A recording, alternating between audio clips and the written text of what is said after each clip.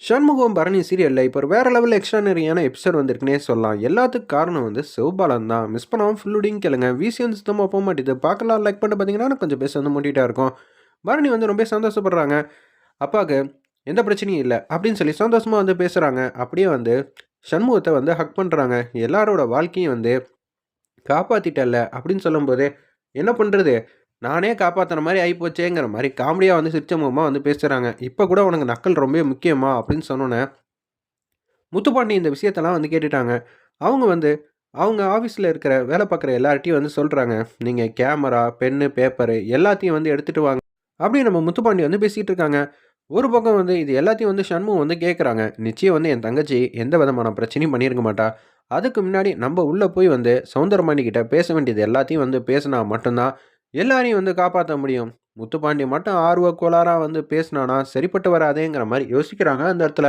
அப்பன்னு பார்த்து நம்ப சண்முகம் வந்து, "நான் உங்க அப்பா கிட்ட போய் பேசலாமா?" அப்படின்னு சொன்னோனே, தாராளமா பேசலாங்கிற மாரி சொல்லிர்றாங்க நம்ப பரணி. ஏன்னா, அவங்க 2 பேருக்கும் கஞ்சாடையிலேயே வந்து தெரிஞ்சிருது. ஒரு பக்கம் முத்துப்பாண்டி வந்து தடுக்குறாங்க. "நான் உள்ள போய் விசாரிக்கிற வரைக்கும், எதுவுமே வந்து யாரும் பேசக்கூடாது. என்ன குழப்ப பார்க்குறீங்களோ? உன் தங்கச்சிய காப்பாத்த பார்க்குறியோ? என்ன நெனச்சிட்டு இருக்க? அப்பன்னா என் தங்கச்சின்னு ஆயிடுச்சா? அவ உன் மனைவியா இல்ல. என்னடா நடிக்கிறியாடா? நீ இந்த வேலைக்கு வந்து விசுவாசியா இருக்கலாம். உங்க அப்பா வந்து எசக்கி மேல தண்ணிய ஊத்துனாங்களே! அப்ப எதுவும் கேட்டியா எசக்கி கிட்ட? என்னடா! உன் குடும்பத்துக்கு ஒரு நியாயம், என் குடும்பத்துக்கு ஒரு நியாயமா? உடனே பரணி வந்து கடுப்பாயிட்டாங்க அந்த இடத்துல. "ஏய்! இது ஒண்ணும் உன் இடம் கிடையாதுப்பா. முத்துப்பாண்டி. இங்க யார் வேணாலும் பேசலாம். என்னோட அனுமதி வந்து தேவ. அவ்வளதான். நீ போப்பா" அப்படின்னு சொன்னோனே, அந்த இடத்துல வந்து சண்முகம் வந்து அப்படியே வந்து நிக்கிறாங்க பக்கத்துல. "மாமனாரே! சௌக்கியமா?" அப்படின்னு சொன்னோனே, "என்ன நீ வந்திருக்க?" அப்படின்னு சொல்லி அந்த இடத்துல கீச்சு கீச்சுன்னு பேசிக்கிட்டு இருக்காங்க. நம்ம சௌந்தரபாண்டி. "என்ன மாமனாரே! நீ நல்லா இருக்கன்னு நல்லாவே தெரியும். நான் இப்ப கேட்கிற கேள்விக்கெல்லாம் வந்து பதில் வந்து சொல்லு. உன்னை யாரு காப்பாத்துனாங்கன்னு நெனைக்கிற? என் பொண்ணு பரணி தான் என்ன ஜம்முன்னு உட்கார்ந்து ரெடி பண்ணிட்டா" அப்படின்னு சொல்றாங்க அந்த இடத்துல. "ஓ! இதெல்லாம் நீ தப்பு கணக்கு பண்ணிட்டு இருக்கியா? உன் அக்கா வந்தா தான் நீ எங்க கூட எல்லார்ட்டயும் வந்து பேசுவேங்கிற விஷயம் வந்து உங்க அக்காவுக்கு தெரிஞ்சிருச்சு. உடனே அவ இங்கேருந்து ஓடி போயிட்டாங்க தெரியுமா? தேடி கண்டுபிடிச்சு கஷ்டப்பட்டு கூட்டிட்டு வந்தது நான். உன்னையும் எசக்கியும் பழி வாங்கணும் தான் உங்க அக்கா இது மாரிலாம் யோசிச்சிருக்காங்க. அடி பாவி! அவளுக்காக நான் என்னென்ன வேலையெல்லாம் செஞ்சிருக்கேன். ஆனா என்ன வந்து ஏஞ்சி உட்கார வைக்கணும்னு அவளுக்கு அவசியம் இல்லாம போயிடுச்சா? அப்புறமேட்டு அந்த விஷயத்த வந்து டீல் பண்ணிக்கிறேன். அதெல்லாம் அப்புறம் பார்த்துக்க. இப்ப அங்க என்ன நடந்திருக்குங்கிற விஷயம் உனக்கு எல்லாமே தெரியும். சரியா? நீ எசக்கிய வந்து பழி வாங்கணும்னு நெனச்சு, நீ உண்மையெல்லாம் வந்து மாத்தி மாத்தி சொன்னேன்னு வச்சுக்கயேன், நான் உண்மையெல்லாம் கண்டுபிடிச்சிருவேன். உண்மைய கண்டுபிடிச்சா அப்புறம் என்ன நடக்கும்? ஏது நடக்கும்னு உனக்கே நல்லா தெரியும். நான் ஒண்ணும் அந்த விஷயம்லாம் தெரியாமலாம் உன்கிட்ட பேசல. எல்லா விஷயத்தையும் வந்து தெரிஞ்சுக்கிட்டு தான் நான் உன் முன்னாடி வந்து நிக்கிறேங்கிற மாரி மாஸ் பண்றாங்க அந்த இடத்துல நம்ப சண்முகம். இத விட்டுட்டு நடந்தது எல்லாத்தையும் மாத்தி மாத்தி சொல்லி யாருக்காவது ஒருத்தருக்கு பிரச்சனை குடுக்கணும்னு நெனச்சேன்னு வச்சுக்கயேன், நான் என்ன பண்ணுவேன்னு உனக்கே நல்லா தெரியும். "பாத்துக்க மாமனாரே" அப்படின்னு சொல்லி மாஸ் பண்ணிர்றாங்க. "ஏய்! எவ்வளோ நேரம்டா வந்து பேசிட்டு இருப்ப? நான் கேட்கணும்னு நெனைக்கிறேன்ல. நான் தான் பேசிட்டு இருக்கேன்ல. பேசின வரைக்கும் போதும். எங்க டீம்லாம் வந்தாச்சு. நீ வெளியில போ" அப்படின்னு சொன்னோனே, பரணி வந்துர்றாங்க. "வா சண்முகம், நம்ம வெளியில வந்து போலாம்" அப்படின்னு சொன்னோனே, அப்படியே வெளியில வந்து போறாங்க. வேற லெவல்ல இருந்துச்சுன்னே சொல்லலாம் அந்த சீன்லாம். "அப்பா என்ன நடந்துச்சு? ஏது நடந்துச்சுன்னு எல்லாத்தையும் சொல்லுப்பா."